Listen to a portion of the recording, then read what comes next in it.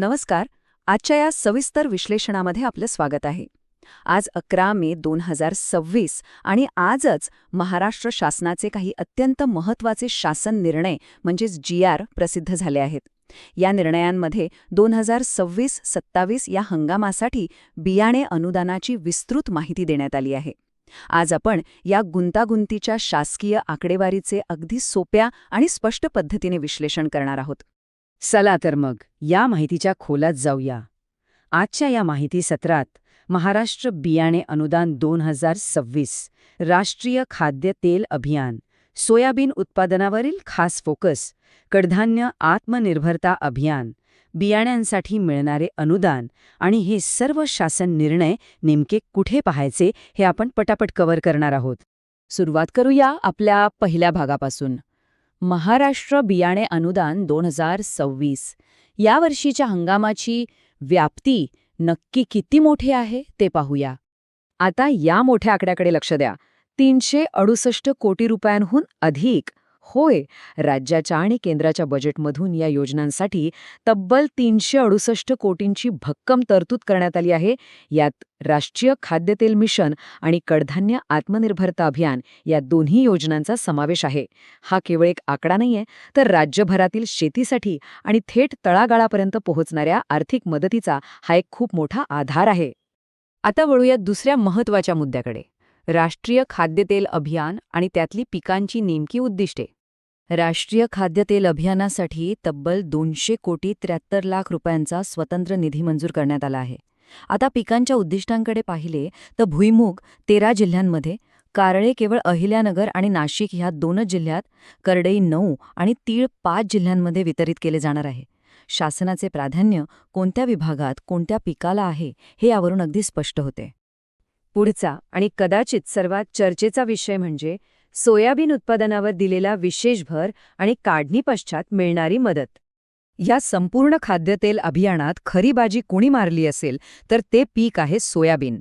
या पिकाला सर्वाधिक म्हणजे 26 जिल्ह्यांचे आणि एकूण 89,000 हेक्टरचे महाकाय उद्दिष्ट देण्यात आले आहे. प्रमाणित बियाण्याच्या वितरणासाठी 66,750 क्विंटल बियाणे उपलब्ध करून दिले जाणार आहे. आणि सर्वात भारी गोष्ट म्हणजे यासाठी प्रति क्विंटल 11,000 रुपये या दराने तब्बल 100% अनुदान दिले जाणार आहे. केंद्र शासनाच्या गाईडलाईन्सनुसार मिळणारी ही 100% सवलत खरोखरच एक मोठी संधी आहे. पण शासनाची मदत फक्त बियाण्यांवरच थांबत नाही. सोयाबीन उत्पादकांसाठी पीक काढणी पश्चातही मोठी मदत उपलब्ध आहे. पीक प्रात्यक्षिकांसाठी प्रति हेक्टर 14,000 रुपयांपर्यंत अनुदान मिळतंय. सोबतच 136 मिनी ऑइल मिल आणि फिल्टर प्रेसशिवाय आणखी 136 संच मंजूर करण्यात आले आहेत. विचार करा, या सर्व अतिरिक्त सुविधांसह एकट्या सोयाबीनसाठी 73 कोटी 42 लाख रुपयांचे बजेट राखून ठेवण्यात आले आहे. आता आपण दुसऱ्या मोठ्या योजनेकडे जाऊया, कडधान्य आत्मनिर्भरता अभियान. याची राज्यव्यापी पोहोच आणि बियाणे किट वाटप कसे होणार आहे ते पाहूया. ज्यांना कडधान्यांच्या माहितीची प्रतीक्षा होती त्यांच्यासाठी हा भाग महत्त्वाचा आहे. या अभियानाची राज्यव्यापी ताकद खरोखरच मोठी असून यासाठी 167 कोटी 73 लाख रुपयांचा निधी मंजूर करण्यात आला आहे. तूर, हरभरा आणि इतर कडधान्य जसे की राजमा, मटकी ही पिके महाराष्ट्रातील सर्वच्या सर्व 34 जिल्ह्यांमध्ये अनुदानासाठी उपलब्ध आहेत. याशिवाय मसूर 23 जिल्ह्यांमध्ये, मूग 22 आणि उडीद 21 जिल्ह्यांमध्ये टार्गेट केले गेले आहे. हा खऱ्या अर्थाने एक व्यापक राज्यस्तरीय प्रयत्न आहे. इथे वाटप केल्या जाणाऱ्या बियाणे किट्सची संख्या खरोखरच प्रचंड आहे. एकट्या तुरीसाठी तब्बल 80,000 किट्स दिल्या जाणार आहेत. प्रत्येक तूर किटची किंमत 740 रुपये इतकी असून यातून 3,200 क्विंटल बियाणे वितरित होईल. मुगासाठी 25,000 आणि उडदासाठी 20,000 किट्सचे वाटप केले जाणार आहेत. या अभियानाचं स्केल यावरून स्पष्टपणे दिसून येते. पुढचा मुद्दा आहे कडधान्य बियाण्यांसाठी मिळणारे प्रत्यक्ष अनुदान.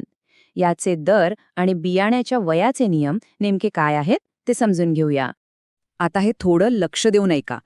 तूर, उडीद आणि मूग यांसारख्या पिकांसाठी प्रशासकीय नियमानुसार अनुदान कसे ठरते तर हे बियाण्याच्या वयावर म्हणजे त्यांच्या जातीच्या निर्मितीच्या कालावधीवर अवलंबून असते. नवीन बियाणे वापरल्यास 6,000 रुपये प्रति क्विंटल किंवा 50% अनुदान मिळते. पण जर तीच बियाण्याची जात 5 ते 10 वर्ष जुनी असेल तर अनुदान थेट निम्म्यावर येते, म्हणजेच केवळ 3,000 रुपये प्रति क्विंटल मिळते. थोडक्यात सांगायचे तर शासनाचा स्पष्ट उद्देश आहे की आधुनिक आणि नवीन बियाण्यांचा वापर जास्तीत जास्त वाढावा.